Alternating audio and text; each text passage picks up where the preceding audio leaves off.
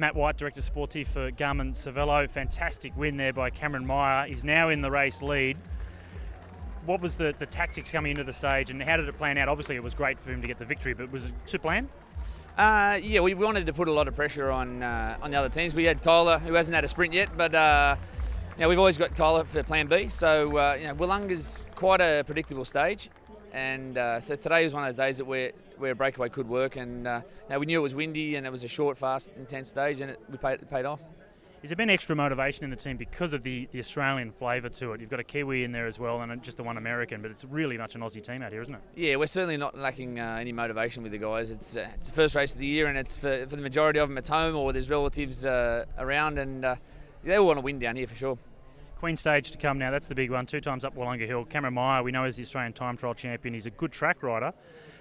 Is he going to get round? Yeah, that won't be an issue at all. What we saw with him at Buninyong when Simon Gerrans put the hammer down, he was the only guy who could match Simon on Buninyong Hill. So he's not going to have any problems tomorrow. I think that last 5 or 6K when it does start to regroup is where it gets a little bit tricky when you haven't got so many teammates and guys are jumping off the front. But I think that D-Day for us is probably Sunday, whereas D-Day for the sprinters is will they all get round Wollonga and how many of them? Well, the HTC guys were almost fighting amongst themselves after the stage for leaving it so late and not being able to bring the group back.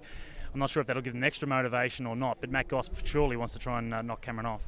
Yeah, I think we're really pushing uphill to hold off Gossie for the Tour win.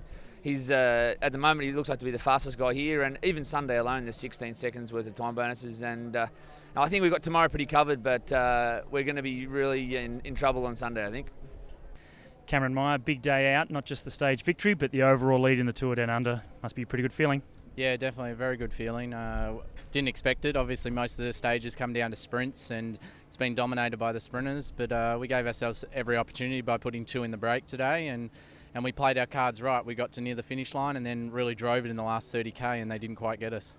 Now, I heard Robbie McEwen say that he told his teammates to not underestimate this guy out in front. They didn't really want to chase you down. It was the job of other teams, but I think the other teams certainly did underestimate you. Yeah, it's obviously guys like myself and Jack Bobridge and that we love to time trial, and it's one of our specialities, I guess, when you get down to the last 30k of the bike race and you're out in front and you just have that little bit extra to keep the peloton away, and they gave us too much leniency, and I had a sniff and I went for it, and in the end of the day they gave us just a little bit too much gap. Well, just so everybody knows, you are also the World Madison champion on the track, the World Team Pursuit champion on the track, and of course the points race as well, out here winning road races. What's the next step for you? Oh yeah, it's been good racing the track and the road, and we've got a great setup with the high performance program and my professional team, and obviously I'm trying to juggle both, and I've got the World Track Championships coming up in a couple of months, and then I'll look to the Giro d'Italia after that. So it's going to be a busy year, but at the moment I love racing and doing both the track and the road. Well, before the Track Worlds and the Giro, we've got the Queen Stage, Jayco Stage 5 here at the Tour Down Under with 2 times up Wollonga Hill.